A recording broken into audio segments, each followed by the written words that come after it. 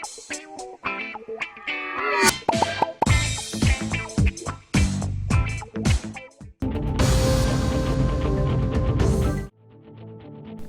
سال کی تقریبات کے پیش نظر حیدرآباد پولیس کمشنر سی وی آنند نے شہریوں کو سخت انتباہ جاری کیا ہے۔ پولیس کمشنر نے واضح طور پر کہا ہے کہ نشے کی حالت میں گاڑی چلانے والوں کو کسی بھی صورت میں بخشا نہیں جائے گا۔ پولیس کے مطابق جشن سالانہ کے دوران سڑکوں پر نکلنے والے افراد کی حفاظت کو یقینی بنانے کے لیے شہر بھر میں سخت اقدامات کیے جائیں گے۔ اسی سلسلے میں آج رات حیدرآباد کے 120 اہم مقامات پر خصوصی ڈرنک اینڈ ڈرائیو مہم چلائی جائیں گی۔ یہ مہم صرف نئے سال کی رات تک محدود نہیں رہے گی بلکہ جنوری کے پہلے ہفتے تک بھی جاری رہے گی۔ کمشنر نے بتایا ہے کہ اس خصوصی مہم کے لیے بھاری نفری تعینات کی گئی ہے تاکہ قوانین پر سختی سے عمل درآمد اور خلاف ورزیوں کی روک تھام کی جا سکے۔ پولیس کمشنر نے خبردار کیا ہے کہ اگر کوئی شخص نشے کی حالت میں گاڑی چلاتے ہوئے پکڑا گیا تو اس کے خلاف سخت قانونی کارروائی کی جائے گی، جس میں بھاری جرمانہ، گاڑی کی فوری ضبطی، ممکنہ قید اور ڈرائیونگ لائسنس کی منسوخی شامل ہیں۔ اس کے علاوہ جشن کے دوران عام طور پر بڑھنے والی دیگر ٹریفک خلاف ورزیوں جیسے تیز رفتاری، ٹو ویلر گاڑیوں پر ٹرپل رائڈنگ اور عوامی مقامات پر بھی ہنگامہ آرائی کے خلاف سخت کارروائی کی جائے گی۔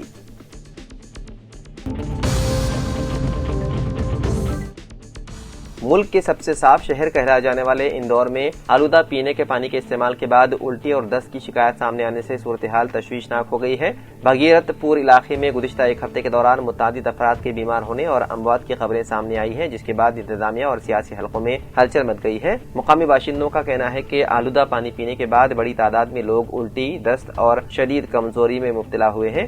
اہل خانہ کے مطابق اس دوران 8 افراد جن میں 6 خواتین شامل ہیں کی جان چلی گئی، تاہم انتظامیہ نے اب تک صرف 3 اموات کی سرکاری طور پر تصدیق کی ہے۔ وہیں میونسپل کمشنر دلیپ کمار یادو کے مطابق علاقے میں پانی کی مرکزی پائپ لائن میں ایک ایسے مقام پر رساؤ پایا گیا جس کے اوپر بیت الخلاء تعمیر ہے۔ ان کے مطابق امکان ہے کہ اسی رساؤ کے سبب پینے کا پانی آلودہ ہوا ہو اور بیماری پھیلی ہو۔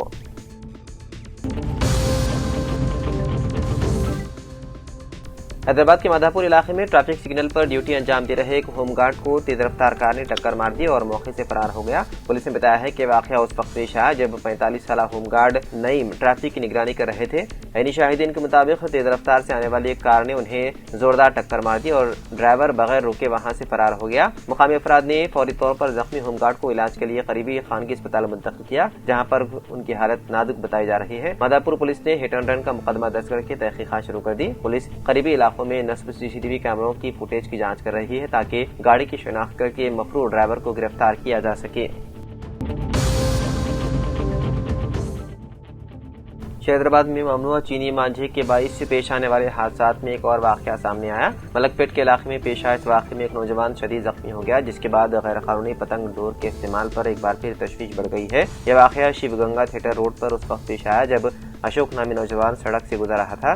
اچانک تیز دھار چائنیز مانجھے نے اس کی گردن کو نشانہ بنایا، جس سے شدید خون بہنے لگا اور نوجوان بری طرح زخمی ہو گیا۔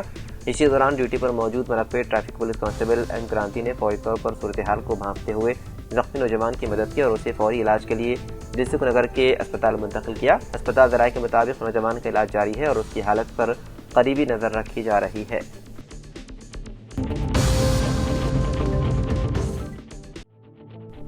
نئے سال کے موقع پر حیدرآباد میٹرو ٹرین کی خدمات میں توسیع۔ نئے سال کی تقریبات کے پیش نظر حیدرآباد میٹرو ریل لمیٹڈ نے میٹرو خدمات کے اوقات میں توسیع کا اعلان کیا ہے۔ چہارشنبہ 31 دسمبر کو تمام کوریڈورز پر میٹرو ٹرینیں آدھی رات کے بعد تک چلائی جائیں گی۔ تمام ابتدائی اور آخری اسٹیشنوں سے آخری میٹرو ٹرین 1 جنوری سال 2026 کو رات 1 بجے روانہ ہوگی، جو اپنی آخری منزلوں پر تقریباً رات 2 بجے پہنچے گی۔ عام دنوں میں حیدرآباد میٹرو کی خدمات صبح 6 بجے شروع ہو کر رات 11 بجے ختم ہو جاتی ہے۔ تاہم نئے سال کی شام مسافروں کی سہولت اور محفوظ آمد رفت کو یقینی بنانے کے لیے اوقات کار میں تقریباً 2 گھنٹے کی توسیع کی گئی ہے۔ اس خصوصی انتظام کا مقصد شہر میں منعقد ہونے والی نئے سال کی تقریبات، پارٹیوں اور کنسرٹس کے بعد شہریوں کو بحفاظت اپنے گھروں تک پہنچنے میں مدد فراہم کرنا ہے۔ ہجوم پر قابو پانے اور مسافروں کی سلامتی کو یقینی بنانے کے لیے نئے سال کی شام میٹرو اسٹیشنوں پر اضافی سیکیورٹی اہلکار تعینات کیے جائیں گے۔ حکام نے یہ بھی خبردار کیا ہے کہ نشے کی حالت میں سفر کرنے والے مسافروں پر کڑی نظر رکھی جائے گی اور قواعد کی خلاف ورزی کرنے والوں کے خلاف سخت کارروائی کی جائے گی۔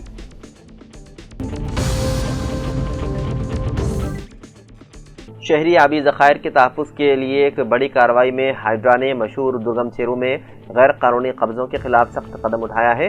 ماداپور کے اناربٹ مال کی سمت واقع جھیل کے قریب تقریباً 5 ایکڑ اراضی سے قبضے ہٹا دیے گئے، جس سے ماحولیاتی حلقوں اور مقامی عوام میں اطمینان پایا جا رہا ہے۔ کارروائی کے دوران یہ بات سامنے آئی ہے کہ مذکورہ اراضی کو مٹی سے بھر کر غیر قانونی پارکنگ کے طور پر استعمال کیا جا رہا تھا، جہاں سے ہر ماہ تقریباً 50 لاکھ روپے تک کا کرایہ وصول کیا جا رہا تھا۔ ہائیڈرا کی ٹیموں نے وہاں موجود تمام گاڑیوں کو ہٹوایا، پارکنگ کا دھندا بند کرایا اور فی الحال فینسنگ نصب کر دی گئی، ساتھ ہی جھیل میں ڈالی گئی مٹی کو ہٹانے کے اقدامات بھی شروع کر دیے گئے ہیں۔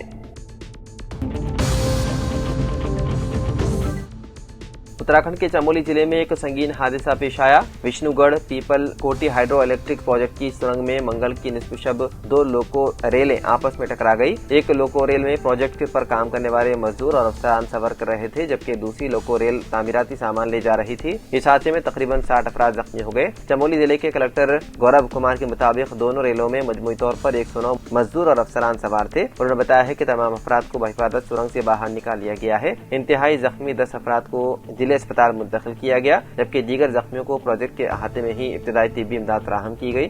حکام نے کہا کہ واقعے کی مکمل جانچ کی جائے گی اور آئندہ ایسے حادثات کی روک تھام کے لیے حفاظتی اقدامات کو مزید سخت کیا جائے گا۔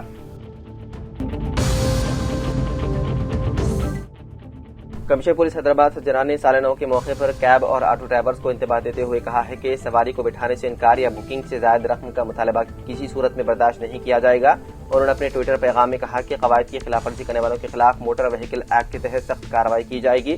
کمشنر پولیس نے شہریوں سے اپیل کی ہے کہ اگر انہیں کہیں بھی کسی قسم کی دشواری کا سامنا ہو تو فوراً پولیس کو اطلاع دیں۔ گاڑی کا نمبر، وقت، مقام اور رائڈ کی تفصیلات کا اسکرین شاٹ حیدرآباد کے واٹس ایپ نمبر 9490616155 پر روانہ کریں۔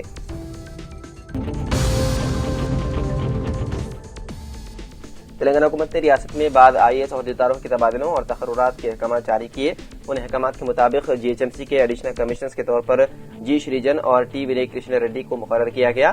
اسی طرح نلگنڈا کے ضلع کلکٹر کے عہدے پر خدمات انجام دینے والے اللہ تریپاٹھی کا تبادلہ کرتے ہوئے انہیں نظام آباد کا ضلع کلکٹر مقرر کیا گیا ہے، جبکہ نلگنڈا ضلع کے نئے کلکٹر کے طور پر بی چندرشیکھر کو ذمہ داری سونپی گئی ہے۔ اس کے علاوہ نارائن پیٹ کے ایڈیشنل کلکٹر کے طور پر اما شنکر پرساد کی تقرری عمل میں لائی گئی ہے۔